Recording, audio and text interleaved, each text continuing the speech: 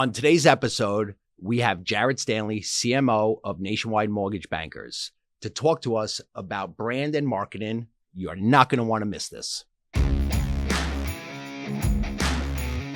Well, welcome to the Pipeline Show. Today, I'm here with Jarrett Stanley, our CMO at Nationwide Mortgage Bankers, and Jarrett's an innovative, strategic leader here at the bank. Today's conversation will uncover the creative and strategic blueprint behind brand transformation in a competitive market. Yeah, and that's exciting. There's just so much out there as far as brand goes in a commoditized space like ours. I talk about it all the time to our loan officers where to separate yourself out when all things are equal, you got to build a brand. And that's much more difficult to actually do. People love to talk about it. They say they have a brand, but it's like, what's the actual strategy around that? So I think diving into that today is going to be beneficial for a lot of folks. Jarrett, can you share a little bit about your early career and literally working out of a broom closet? That is very true. I worked actually out of a broom closet. It's an expression. I lived that life. I was so I went to college in 2005, and my idea was I wanted to do something creative. I'm the type of guy, I like taking things apart, putting it back together. I'm very curious as to how things work.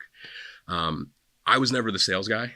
So working in a sales-based industry is foreign to me sometimes. But the real way I got into this business was my father. For the longest time, my dad has been in the mortgage industry. My dad actually grew up as a diesel mechanic in the western part of Virginia, wanted to marry my mom, and being a diesel mechanic in coal mine country wasn't going to cut it. Plus, she lived on the other side of the state. And my mom's father, my grandfather, was a former Marine who owned a life insurance agent. Yes, who owned a life insurance company. So my dad went to work for him he said, I want to marry your daughter, so I'm gonna come out here. I'm gonna get my life insurance license. And sort of by proxy, he started seeing that there was a lot of opportunity in mortgage. So he got his mortgage license and started originating. That business started taking over the life insurance business. And after my grandfather passed away, my dad moved full time into mortgage.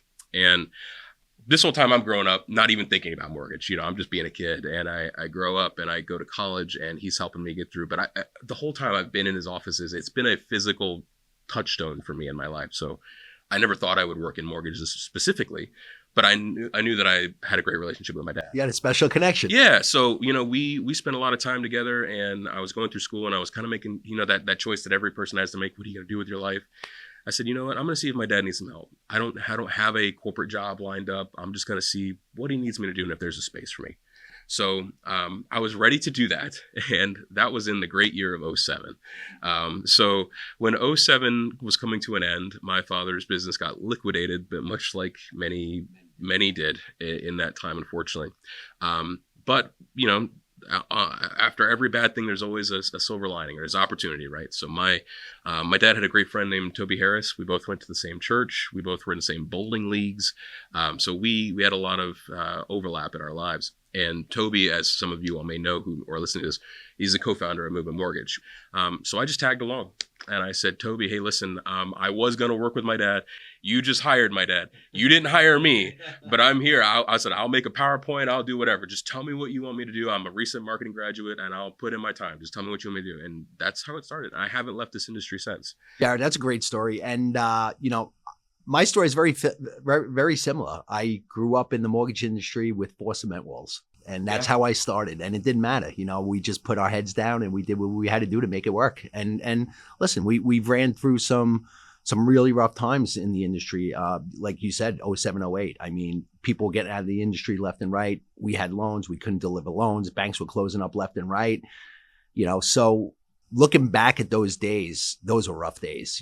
These are not rough days. I think, like you said before, there's so much opportunity out there. And I believe getting in the right mindset and having all those tools and resources available to you is super important. We just got to utilize them. Yeah. I mean, when your back's up against the wall, you're either going to fight or you're going to lay down. One of those two things is going to happen. And when we were starting up the business, it was probably the worst time in the world to actually start a mortgage business was during that time, because the industries sometimes the worst time's the best time. Looking back on it, it was the best time. Because if you think about it too, it's like you said, it's about mentality and mindset. We had so many people leaving the industry, and we had such a negative disposition that there was so much fertile soil for somebody to come in and do it right. And we just committed ourselves to doing that. And if we didn't know an answer, we looked it up. If we didn't know how to do something, we figured it out. And that's really been, I guess, the main structure of my career is, if I didn't know something, I was always in teams of like myself. I didn't have huge marketing teams for the most part, at least in the beginning part of my career. So if a video needed to be shot, I needed to go on YouTube and figure out how to turn on a dang DSLR and how to light it and how to get audio. If a website needed to be built, I needed to learn HTML. If a printing needed to happen, I needed to learn InDesign. So all these things, I look back at, I was so frustrated while I was doing them because I just wanted to hire somebody, or I wanted to take the easy path, but the easy path wouldn't have got me where I am now. And that's something that I feel like is a real blessing. You know, when you can get through the hard times, you're going to come out a lot stronger. Jarrett, I couldn't agree more. When I first started in this industry, I had a white page phone book and a phone. That's what I had. There was no computers. Well, there was. I just didn't have one for the first 4 years of my career, but I had no tools and resources. I made phone calls at night and I knocked on doors during the day. That's what I did. I did what I had to do to survive. That's why I say respectfully, loan officers are spoiled today, and rightfully so. When you look back 20, 30 years ago, I started this industry, June was 30 years, and I wish I had the tools and resources that we have today. But like you said, I couldn't agree more. It wouldn't have made me who I am today. I think just for anybody listening, it's just really important to recognize that you are more than where you are at this given moment. You are more about your trajectory. And if you could stay on that trajectory, sky's the limit, right? Confidence in yourself, looking in that mirror and saying, you know what, I know I can do this. I know I could do this. And I know you could do this. So believe in yourself. Yes, I've spoken to many loan officers and branch managers in regards to branding themselves, their teams, via social media, podcasts, and realtor highlights. There's so much to it. I think a lot of times people think branding is the asset that they make. It's if I make enough social posts, I have a brand. And I think for so many folks, brand is more about, or at least it should be more about what you're saying, the consistency with what you're saying, the niches that you're trying to establish yourself in, building things by which people can associate with you when they think of your name. It's a lot of times people think branding is the exercise of doing something. It's more about the content that you're putting out that's associated with your name. When people say Rob Jayne, what are they thinking? That's your brand in essence. And also to add to that brand recognition, what I've started to work with loan officers, branch managers on is actually a schedule, right? Timelines. We talk about to-do lists, roadmap to success, business plans. And one of the things that I like to see in a business plan is a monthly roadmap to social media. For example, today I'm going to do an educational event. Tomorrow I'm going to do just closed, posts. I think having a plan and putting those things in place and having a schedule of social media and different things that you're looking to do to brand yourself and sticking to that schedule is super important. So I agree with you, Jarrett, 100%. The component of having a schedule is it implements accountability to get started, to keep going, and to actually measure your success. The schedule is so important because I think in up and down markets, we've just never felt busier as a society. There's always things that are vying for our attention. And that's not even just work. That's personal life. That's so many things. That's every component of your life is screaming at you for attention all the time. And it's so easy to just find ways of saying, this is an optional thing. I'm really good at the numbers part. I'm really good at the consultation part, but I'm not so good at the brand part. So I'll just put that on the back burner. When you schedule things out, or like when we talk about shooting video, a lot of folks want to shoot video. The best way to shoot video is in bulk. It's in batches. That way you get it done and you don't have to go through the pre, during, and post processes of getting all these things ready to go. You're getting on track because this is you said in your life, this is important, right? And the things that you find important, you make time for. That's the adage, right? So if you're in this for the long haul and you're a loan officer or you're in any sort of sales, brand is everything. So not prioritizing that, I think, is being very short-sighted in your future in whatever you choose to pursue. I agree. And there are plenty of loan officers out there that don't utilize social media. What works for one may not work for another. In my humble opinion, I believe it's super important to brand yourself and get yourself out there. I've seen it quite often where a loan officer puts a post and had a client that said, you know what, thank you so much for your services. And the next thing you know, you're getting referrals out of that. Yeah, it's about establishing yourself as a credible professional. A lot of times we work in an industry so much where people don't even really understand what we're talking about. Like there's so much jargon, there's so much vernacular. If you put in the effort to make content that bridges the gap of a complex subject to something somebody can understand, that's a really big part of winning business. And even then, you're showing yourself in a demonstrable, repeatable way that you know what you're talking about. I mean, how many times do we do that, like even in our own lives, where if I wanted to get in shape, I would go to the personal trainer that had the body that I looked like, right? So you're showing these people that you know what you're talking about, and that can be just in an approachable way. What are things you need to do to save up for down payment? Mortgage myths, like just talk. They don't have to become a loan officer. Your goal shouldn't be to make the person in your audience a loan officer. It should be to demonstrate when you're ready to do this. You've heard so much from me that I know what I'm talking about, that I'm the go-to person in your mind. Especially, again, I see a lot of action when a loan officer posts a testimonial, a client testimonial, or a referring partner testimonial. It's free advertising. I understand not everybody does it, but if you can get free advertising and maybe pick up another loan or two here and there, I think there's benefit behind it. We see so many people that want to spend a lot of money on things that don't even have the great analytics or trackability that social media does. There's still a romanticism out there of the paid ad space, I think, for certain folks. And don't get me wrong, we run paid ads. They are a part of the mix. But it is very much like you're trying to go to level 10 before you go to level 1. Right? You go these paid ads, people forget paid ads for the most part are just boosted versions of what you should be posting organically. So if you don't do the organic right, I'm going to put money on something that I'm not doing right in the first place. And you need to get those reps, get leveled up, get comfortable on a mic, get comfortable in front of a camera. And then when you're there and you've developed some cachet and some confidence and you've dialed in your message, then it's time to pour gasoline on that and put some dollars. I agree. And with that, you have to have a plan. Yes. And that plan is not a short-term plan. It's a long-term plan. Yeah. For so long, it's been this world where we've been chasing the business, right? We've been chasing the agent, we've been chasing the builder, and we chase them with things that sound good to us, right? But they're really commodities. Like just in the same way that we say, well, we've got FHA loans, VA loans. Okay, great. We've got great service. These things that are very non-quantifiable, but they sound good on a piece of paper. People forget these folks hear this all day long. So in a lot of ways, people need help with their marketing. People need help building their brand. People need help with customer acquisition, real business. And I agree with that, Jarrett, because when I talk to loan officers about social media, sometimes their reaction is, I'm a mortgage loan officer. I'm not a marketing person. No, you are. I think in today's day and age, everyone is a media company. Everyone is a branding person. And you have to start looking at yourself like that. There's just so much on the table in front of you by getting good at branding and by getting good at marketing. You don't spend a ton of money on it. You really don't. You just need to be consistent, and you need to tell your story, and you need to define why somebody would choose you over the next person. If you can't articulate that, why is anybody picking you? It's very important, and it's something that I think a lot of people just overlook. They think if they're good at the executionable item, at the execution of doing a loan, yes, those are table stakes, but so is everybody else.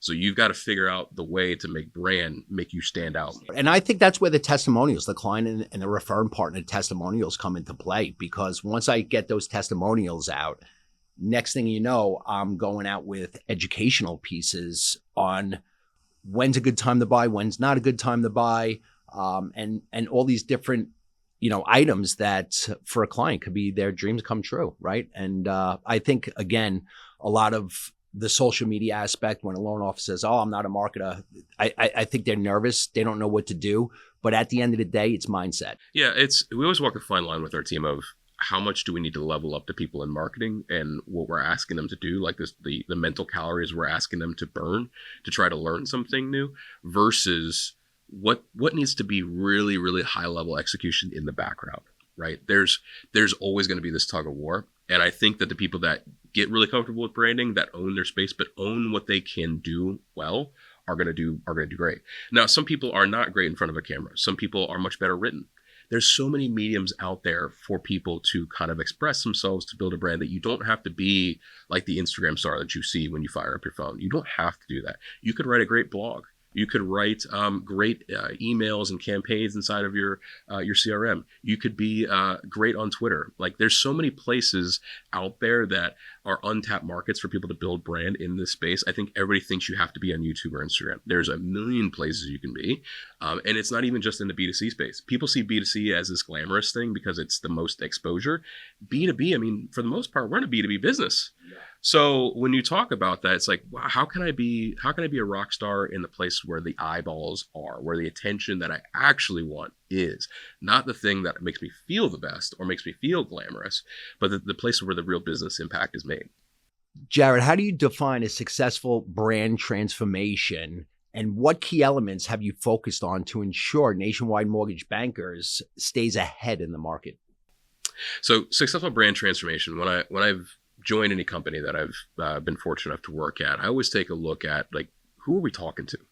And a lot of times, maybe speaking to some marketing industry people out there, a lot of times we end up serving the whims of the people that get the deliverable, not the end core audience. So when I say that, and I'm saying it respectfully, a lot of times we make marketing material that loan officers like. And there's a degree of truth to that, but there's also an even higher degree of truth of when those officers go to distribute that material, is it resonating? So for example, some of the things that we go through as far as brand transformation is, what is our brand archetype? So a brand archetype is a concept around, is it the everyman, the adventurer, the joker, like when you think about the brands that you love today, most of them almost embody a character in the way that they communicate. And this is a literary concept, but it's actually something that's really important when it comes to the way that you portray a company. Like the way Apple portrays itself is much different than the way Snickers portrays itself, right? They're both trying to sell and get the consumer to buy something, but that emotional resonance of the consumer or who they're talking to is in much different places by the product. So for us, we have to kind of identify where are places in the ecosystem of where somebody's life actually is. Now that can be from a recruiting standpoint. You think about most of the time, so I'll think about different audiences. Recruiting, for us, it's like where I more or less focus on why the person wants to do something different in their life. And we build great systems, yes, but most people have a CRM. Most people have a website. Most people have a marketing team. What you're trying to figure out is, how can I create space for this person to come in and feel like they're a valued asset as a part of a team, that they can grow their career, that they can go from 5 million to 10 million to 20 million, right? You're more or less, I don't want to go to you, Rob, and say, Rob, I've got a great CRM that has APIs that connects it to, because I'm talking a foreign language to you, right? What I need to say is, hey, you've got these systems over here. What systems do you use in your company? You use this system? Oh, okay. Well, is that connected to your loan origination system? There's a lot of opportunities you might be missing to make conversation around that. I'm saying the same thing, but I'm saying it in the way that your audience understands. And this is an exercise I think we don't really go through a lot as companies. We just want to get stuff out, get stuff out. Yes. But what is the point of getting things out if the people that you give it to don't understand? It kind of goes along the lines of, what's different with your mortgage company than the mortgage company down the road, right? And I truly believe, actually, I know this, that people will buy from you as long as you strike that emotion side in them, right? Once you connect emotionally, then that relationship is solid. And at that point, they're going to go with you than the guy down the street. And I truly believe that. You know, I've seen it numerous times when you ask that why beneath that why, you dig a little deeper and you find out that, hey, listen, I want to buy this house. Well, if you want to buy this house, let's go over your long-term, short-term goals with the clients, connect to that emotional side. It's the same thing with social media. If I'm able to get a piece out where I can connect to someone's emotional side, I think that's a big win. I think that's going to get a lot more likes than just some flyer out there with products. And when I talk about that, it's kind of setting yourself up with a roadmap to success, a calendar, kind of like we were talking about social media posts before, where you could actually get someone to think about, why am I renting right now? Well, I have 2 young kids. This would be a great opportunity, or this potentially could be a great opportunity to buy a home right now, right? Now you have the kids involved. There's an emotional side there that's connected there, right? I start talking about, well, I'm sure you want to raise your kids in a great school district. Are you in a great school district right now? Yes, we are, but you're renting. Okay, great. So maybe we look for something in that area. Right now, you're starting to connect to the emotional side. And hey, listen, now you have an asset to leave your children. And, you know, once you start connection to that emotional side and really understanding what the client's short-term and long-term goals are, I would ask my clients, I would put them through an interview process, and they would be like, I feel like I'm in a job interview. I said, well, you kind of are. Why? Because I need to understand what your goals are. What you just described is a very good or sort of other side of the coin as to what I think about when I think about businesses and how they market themselves. You just described thoroughly knowing your audience and putting them through a bit of a rubric, right? A bit of a crucible, because you can serve a number of different options to your audience, but how do you know which one is the right one? And when it comes to marketing and creative and brand strategy, you're not always going to know exactly the right answer when you start. The point, though, is to go and take a look and do enough market research to understand where your market is. Like I'm from Virginia. We're in New York doing this interview. Nationwide Mortgage Bankers is predominantly a Northeast company, out of New York. The New York market, when it comes to realtors, from my experience, is much different than Virginia. People communicate different from state to state. You got to get into the weeds a bit and understand what does your borrower, what does the client, what does the recruit, what do they find valuable? What emotional need are you trying to fulfill?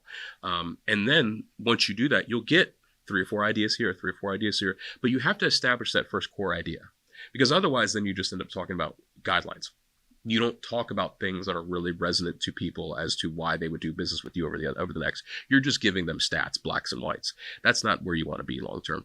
You want to talk almost like you want to talk in the clouds at first, get them to resonate with you, and then we move to the details, right? So this strategy is not unique to our business. It's not unique to many scenarios out there or to creative endeavors out there. It's just a core idea of knowing who you're trying to serve, finding out what's important to them, and then that will inform what you then go create. Jarrett, how do you mix creativity with data? This is a subject that is near and dear to my heart. I come from a creative director background, so I'm so hung up on how the shot looks. I'm so hung up on, is the color spectrum correct on here? Because I'm like, my OCD kicks in really hard when it comes into creative assets. It's what makes me good at my job. But at the same time, in earlier parts of my career, I lost sight of, is the thing I'm making actually accomplishing the business goal? I was so focused on the quality of the asset itself. And only once I started taking a look at the whole picture did I really start to become a good marketer, a good business person. A lot of this needs to be looked at as, and loan officers can take away a lot of this too, is treat your business almost like you're just continually doing something in the scientific method. You're hypothesizing, you're testing, you're measuring results, you're making observations around what worked and what didn't work. And then you know what you do after that? You hypothesize again. It's a loop, right? So when I go make marketing, I don't know every single time that it's going to work. But what I do know is that I'll be smarter whether or not it worked or it didn't work at the end of the process. And I can demonstrably say that, okay, this was our idea. Here's what we were hoping to achieve, which is, by the way, very important. You need to define what you're hoping to achieve. Because if you just say, I'm going to put out creative, and you don't know what the metric was of success, how do you know that you actually succeeded? So sometimes that can be anything. So in my world, it's how many website views did I get? How many views relative to clicks? What browsers were they on? Like, I need to know this information. That way I can serve and figure out and be smarter the next day. So if you look at it from a scientific method perspective, you start to take the creative and data, they all start to become this one thing that all works together. Yeah, and I mean, that's another piece that I think is beneficial to a lot of loan officers out there where, I see your team making creative posts on behalf of Nationwide Mortgage Bankers. And I believe that the work's already done for me. Why wouldn't I want to share the information that you're already putting out? All it's doing is branding myself a little more. Now, is that going to substitute the things that I want to do? No, it's not. It's going to add to, right? And if you're already doing the work, why wouldn't I want to add to it, right? Right. There's, in our space in particular, but I would imagine this would be very much the same in any sort of sales-driven space like the financial planner industry or automotive sales, right? The corporate side of things, we're always going to exist to kind of backfill content for you, right? So we're going to put out the Martin Luther King Day post, the Happy Holidays email, the mortgage newsletter, like all these things are great. And they keep you top of mind. They show your name, your face and your logo, right? Great. But that to me is not really brand building very much because you're not establishing a niche. You're not really talking to expertise. You're not sharing your backstory. People don't see you, hear you. I think it's a part of the equation and it's an important part because it gives you runway. So to me, when our team goes to create this, we're trying to give you the best out-of-box solution to fill in the gaps for the most part. But the real exercises, or the real intent of that, is to give you enough bandwidth to go and establish your own personal brand. With the rise of AI, how have you integrated technology into your marketing efforts to deliver ultra-specific, personalized messaging at scale? Rob, this is the question. I think it's going to be the question of the next 5, 10, 15 years. When I look at AI, I think people kind of fall into one of two camps. They fall into I'm going to bury my head in the sand. This doesn't exist. I'm just going to continue working hard and being a worker bee, and everything's going to be fine. And then you've kind of got the Chicken Little people who think AI is going to take their job tomorrow, that none of us are going to be working, that we're going to be on universal basic income in the next month, right? The future is likely somewhere in the middle. And I don't want that to sound, any scary, but I think there is a real place for AI inside of marketing, inside of commoditized spaces, inside of sales people's strategy. The hard part is figuring out where AI starts and ends and where you start and end. Where does AI begin and where do you take over, right? Where is human in the loop actually happening here? I think what we're going to see here in the next few years is starting to see AI displace things that are very much like yes, no type answers. Does thing exist or does thing not exist, right? For me and my team, where I'm using this, this is pretty wild, but it's actually true. We're taking and analyzing when people are giving us testimonials, and we're crafting AI responses to those things. So like where loan officers may not have time to respond to 40, 50 people, they can look at the loan file and they can look at the testimony that was given and create an answer that's about 95% accurate. I think the way this is going to go into the future is you're going to start seeing these things integrated into the social platforms themselves. You're going to start seeing these things integrated into the CRM. You're going to start seeing decisions because CRMs are such hubs of data. You know all the loan information, you know the borrower, you know all the notes, you know all the email correspondences. At some point, I think we're going to start seeing emails crafted specifically for people in their times, like not pre-written, but actually generated using generative AI. So you're telling me you and your team can have AI respond to a loan officer's client's testimonial? Yeah. Look, a lot of this is very emerging technologies. Me personally, I want to put the pedal to the metal because I know this is where this is all going. The thing that draws me back is, we obviously work in a very regulated industry. Compliance is a big deal. So we also don't want to say something on behalf of the loan officer that they wouldn't say themselves. So a lot of this is going to be the quality of training data that you get for AI. So folks who work in the marketing space, you're gonna hear these terms like training data and data sets and vector databases. You want to train your systems on the data that you have, and that can be emails, that can be SharePoint documents. I think a lot of where we're going is you're going to see low risk AI implementation. So you're going to see stuff like in SharePoint, like we were talking the other day, things like SharePoint, like having your ability to sort of pseudo ask an AI underwriter, like these things where you're going to be able to query documents, query documentation, and look up things that are industry specific. That's where a lot of this is going to start. And then you're going to get more into more risky things, what people perceive as risky, client communications, marketing. You're getting things that are more unique to the individual. But don't be surprised in the next few years when this stuff really starts to kind of take off and the way humans speak is going to start to become more quantified. And then it's going to start to be put out more at scale. So Jarrett, I'm putting my loan officer hat on here. And you said a couple of things that are tremendous value in. Me as a loan officer, I want to do as least as possible, especially from the marketing side. No disrespect and no more work on your team, but sales sell, right? Yes. And that's what they do. From a loan officer's perspective, if you're going to take actually work off my plate and have these things, automation and do certain things for me, that's going to save time for me. There's tremendous value there. I think like if you look at the way AI is taking shape, it's taking shape in text and research. So ask a type of question, receive a text response. There's audio. So text to speech, speech to text, voice cloning, things like that. There's also video. There's a place where these things are combined. I think what we're going to start seeing is a ramp from the least complex to the most complex. So I can certainly see a future where text-based things like email, SMS, things like that are going to be more AI-driven, at least in their kickoff, right? So it wouldn't surprise me, Rob, if we say, okay, we got a marketing opportunity, AI crafts a message, sends it out, waits for the response, interprets the response, and then dictates, do I need to pass this to Rob or can I handle this, right? There's going to be places where the human had to kick it by being in the right place at the right time. Where AI is really going to help us is to always be at the right place at the right time, at least in the beginning part. The longer we go with this, the more down the funnel it's going to go. And I think that's where, it's super important, like you said before, that when does the AI start and when is the human Rob Jayne take over, right? And but those are the things I could say, okay, at this point, I want to take over. But if you're going to do the front work for me on automation and my clients or firm partners get responses right away, whatever the case may be as an example, that to me is tremendous value behind it. I'm a huge proponent of AI. I think it saves a lot of time, it saves a lot of effort, and the cost to implement it is extremely low, even in early days like we're talking about now. And that's only going to get cheaper, it's only going to get faster. I do think, though, that there is a point in time where there is a diminishing return to that relative to personal brand. So we talked about personal brand before, right?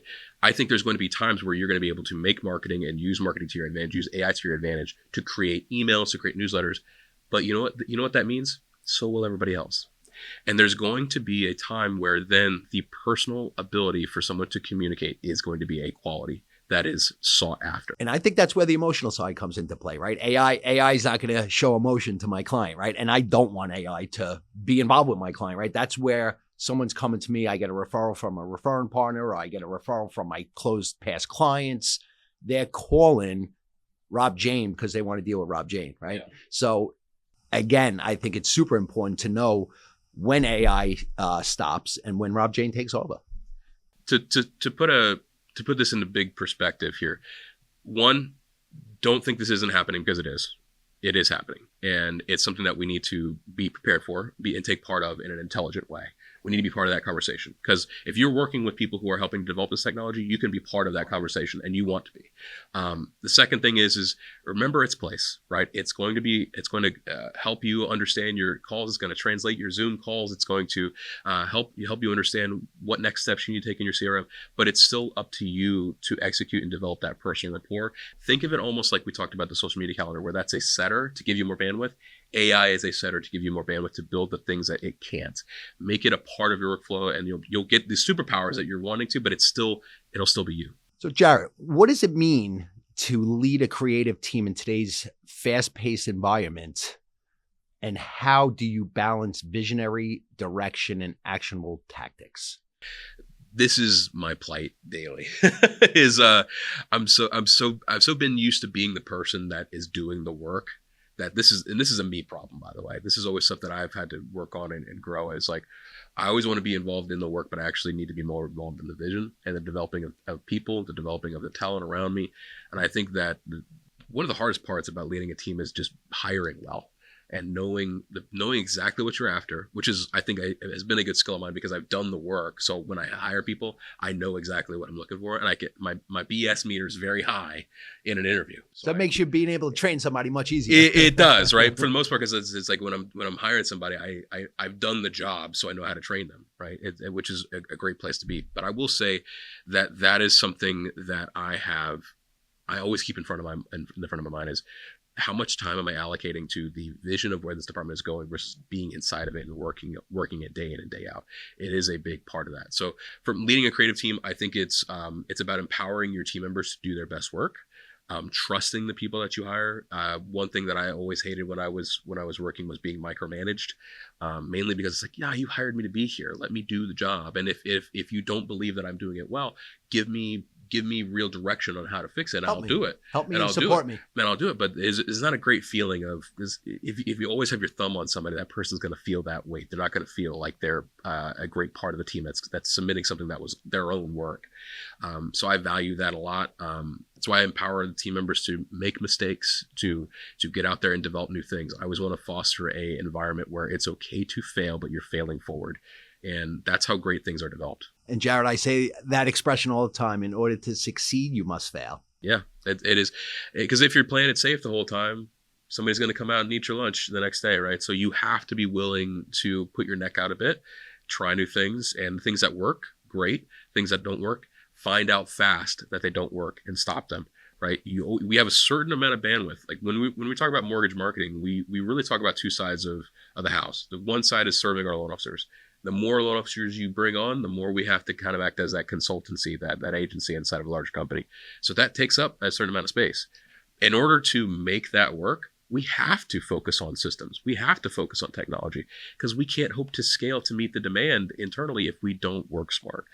And Jarrett, you brought up a great point. I know Rich talks about this all the time. You know, as long as you give me 100% effort, it's okay to make mistakes. It's okay to make mistakes. You're going to make mistakes. It's going to happen all the time. I mean, me personally, I can't tell you how many clients I lost, referring partners I lost. And, you know, it taught me a lesson. What lesson did it teach me? How to become organized. And I had to learn that real quick. And now today I'm beyond organized. And, you know, I don't think those are the things that I would have learned unless I would have failed. And it made me who I am today.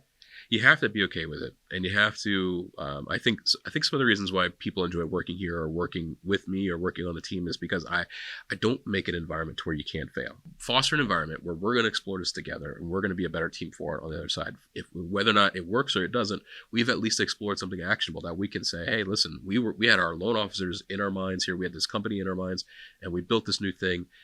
And we've tried it. And you know what's cool is when you succeed on those things, they become you know, like beacons for showing recruits, for showing new people that we're a company that values innovation and that isn't afraid to push the envelope. If you play it safe all the time, you might feel okay, at least initially, but you're going to get left behind. So I'd rather take that more path less traveled. So Jarrett, what are your 3 quick wins for mortgage professionals looking to enhance their branding and marketing strategies? That's a good question. Okay, so first, be intentional. All right, brand is a part of your arsenal and it is a part of your success. Don't think about brand and marketing as an option. It is essential. It is as essential as you know your loans, as you know your guidelines, and developing your relationships. That's how I view it. And that's how I've seen a lot of people who've been successful in the space view their brand. It is an asset to be built and protected. All right. The second is scheduling. So this goes back to intentionality. You prioritize what you find important. If we say you find this important, then you're going to schedule it and you're going to keep on track. And that keeps that accountability baked in. And then I think the last thing, and it's something we haven't talked about today, is stop trying to be everything to everyone and on every platform. The marketing space right now, you've got TikTok, YouTube, Instagram, Reels, Facebook. There's literally a augmented reality. I mean, God, the amount of places that we think we need to be is absolutely staggering. And I can tell you that that implements paradox of choice to people a lot. You have so many options that you get paralyzed and you don't do anything. And just start in a spot that you find is going to resonate best with the audience that you want to capture. So again, to think about this we talked about as quick wins, who do you want to talk to? Is it business people? Start with LinkedIn and make 3 posts a week. That's it. You don't have to be on YouTube. You don't have to do any of these very complicated things. You don't have to learn the latest TikTok dance. You don't have to do any of this stuff. Just start in the area where you want to see success, in the area you know that the eyeballs are in. Start there, and then you'll naturally evolve. That's great advice. And, you know, again, I know we discussed it earlier today, but there are quite a few loan officers that are actually very successful that say to me, I don't do social media. And I'm scratching my head. I'm like, you actually do. You don't even know you're doing it. And for example, testimonials, you know, we have a few loan officers with over 400 5-star reviews, right? So when my client fills out an experience testimonial, is that going out on social media? Yeah, it is. I mean, we work on, and this is like something that we always take a look at, is how can we get the most out of each individual opportunity. Experience.com, which is what I mentioned, which is our testimonial aggregator. When we get those testimonials, we make sure that they syndicate out to Google, they syndicate out to Facebook, and wherever your social is connected.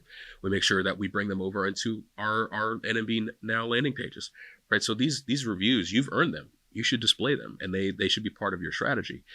So it definitely is an important piece, but the worst thing you can do is take this thing and just leave it there to die. Just leave it there on experience.com. It is meant to serve a purpose, and the more you can think about, like, you earn that review, put it out everywhere. Think about that from your marketing perspective. You have this knowledge, and you know your audiences. Put it out. The thing with loan officers is they're all so already good at. They're also good at what they're afraid of already. Think about it. Speaking on social media is not much different than us talking together right now. It's just a different way of formulating your ideas and your thoughts. And it's new, and that makes it uncomfortable. But once you get over that hurdle, you'll be there. You'll be there, and you'll do well. Can you pinpoint one common mistake in mortgage marketing, and how can our listeners avoid it? Something that I see far too often is this desire to overly rely on paid ads, overly rely on new technology, shiny light syndrome in a lot of ways. And Jarrett, I hear that all the time from loan officers. Well, I can't afford to do paid advertising. And my first reaction is, you don't have to do paid advertising. You need to connect emotionally with your business partner or your clients. Once you hit that emotional side, and I feel you follow up with just market news or educational pieces, that's going to go a long way with somebody. Because if you hit, if someone's got a question like, you know what, I could get a mortgage payment and still have the same payment as my rent, they're going to respond to you. They're going to ask another question, right? Maybe an open-end question is a good marketing piece, right? When we have an open-end question, that leaves the room for people to ask questions. I think one of the most underutilized components of a loan officer's business is their database. I can't tell you how many times I've opened up CRM accounts to see that people haven't logged in 5 or 6 months, and there's 7, 8, 9,000 people in the database. I couldn't agree anymore. And a huge shout out to Jeff Rosen that runs the Lending to Heroes division here at Nationwide Mortgage Bank. Is very successful. And I know I was speaking to Jeff when rates were up and business was low for everybody. And Jeff and I were talking with Frank, and we were coming up with strategic ways to possibly bring in refinances. And Jeff did a market news update and he sent it out to his existing database, and he got more refis in the last 60 days than I could have ever possibly imagined, right? And people always, the rates are high. Credit card debt is at an all-time high. People are not moving. They're not relocating. They're putting dormers on their house. They're doing home improvements. They're doing all these different things. Where I gave some advice to a few loan officers, do a PowerPoint presentation on this 203K home style and go into your local home improvement contractors and do presentations. And they're having great success doing that. The law of large numbers is a real thing. And I think when people remember that they have a database of people that already know who they are, you are already a known commodity to these folks. We spend so much time, I think, romanticizing the new lead, the new connection, the new this. And yes, there is a place for that, but there's also a price for that. And it is so much cheaper to work a database that already trusts you, that you've already shown great service to, that can act as your referral network. One of the biggest producers I ever worked for in my life never ran a single ad because he had 12,000 people in his database that he worked like a dog. He would call them. He would send them birthday messages. He would reach out and say, "How's your mom doing? How's this?" It was like he just had this whole mass of people that he knew like their best friends, and they gave him business left and right. President's Club member every year. Jarrett, I talk about this all the time. One of the biggest things that I feel hit home for me over the years is, during that interview process, if it's a referring partner, if it's a client, I would ask them, "Do you have children?" And if they did, I would ask them how old they are. 3 and 5. Oh, you know what? I have a 6-year-old. Oh, when's their birthdays? Just jot it down. Jot it down, because they're not going to remember the conversation that we had regarding our children's birthdays, right? So next thing you know, their child's birthday comes up, and here goes Rob Jayne, handwritten birthday card to their child. Next thing you know, I'm getting a phone call. My CPA, my attorney, my financial planner, nobody's done a handwritten card for my child. So just those little things go a long way, and it's just another reason to stay in front of your database. So Jarrett, can you share any favorite tools, frameworks, or must-read resources? Example, books, apps, websites that have influenced your creative and strategic approach? There's so many resources out there now to meet any sort of student. I think when I think of how I like to consume media, it is primarily in my ears, because I just don't have a lot of time to sit down and read anymore. I used to be a big reader, but my life isn't in that place anymore. So YouTube, podcasts, especially if you have YouTube Premium, you can listen to YouTube while the phone is off. So for me, I'll go find a channel. Some folks that I'm really enjoying out there as far as marketing content goes. Now, again, these are marketers particularly, but they oftentimes speak to sales. So definitely check these folks out. If you're a salesperson, you're going to find a lot of value in them. Seth Godin, start with Seth Godin. He's got a book out there called This is Marketing, which is great. Really goes into a lot of concepts that we talked about here today. Finding niches, understanding human psychology and behavior, a lot of good stuff there. A guy named Alex Hormozy is a great follow on YouTube and on social media. Definitely more of a sales guy, but he comes from the gym world, like building and selling gyms using technology, selling supplements. A lot of these, like, it's not in the mortgage space, but it's mentality of how you construct your business. Very, very good person from an ideological perspective, but also gives a ton of tactical information just for free. Great stuff. Last one out there is Simon Sinek. I would recommend, as far as an author goes, has a very popular book called Start With Why. I know that's been a big topic in your world lately, finding your why and the reasons why you do things, and the reasons why and emotionality have such a huge connection into the business that we offer. So there's, again, that, and things like Twitter, just going on.